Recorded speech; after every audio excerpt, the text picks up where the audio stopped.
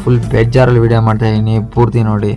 ಇವತ್ತಿನ ದಿನ ಅಂದರೆ ಜೂನ್ 12 ಗುಜರಾತ್ ಅಹಮದಾಬಾದಲ್ಲಿ ಒಂದು ಫ್ಲೈಟು ಬ್ಲಾಸ್ಟ್ ಆಗೈತೆ. ಆ ಫ್ಲೈಟಲ್ಲಿದ್ದು ಜನ ಬಂದು 242. ಅದು ಬ್ಲಾಸ್ಟ್ ಆಗಿರೋ ಜಾಗ ಬಂದು ಒಂದು ಮೆಡಿಕಲ್ ಸ್ಟೂಡೆಂಟ್ಸ್ ಇರೋ ಹಾಸ್ಟೆಲ್ ಹತ್ರ. ಟೈಮಿಂಗ್ಸು 1 ರಿಂದ 2 ಗಂಟೆ.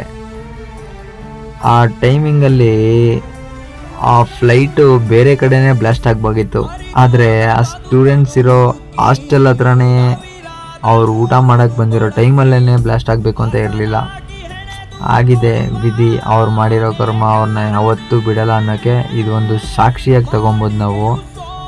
ಫ್ಲೈಟಲ್ಲಿ ಇದ್ದವ್ರ ಪಾಪ ಕನಸು ಏನೇನಿತ್ತೋ, ಆ ಹಾಸ್ಟೆಲಲ್ಲಿದ್ದು ವಿದ್ಯಾರ್ಥಿಗಳು ಅಂದರೆ ಸ್ಟೂಡೆಂಟ್ಸು ಕನಸುಗಳು ಏನೇನಿತ್ತೋ, ಅವ್ರ ಮನೆಯವರೆಲ್ಲ ಇವಾಗ ಎಷ್ಟು ಸಫರ್ ಮಾಡ್ತಾ ಇರ್ತಾರೋ ಏನೋ.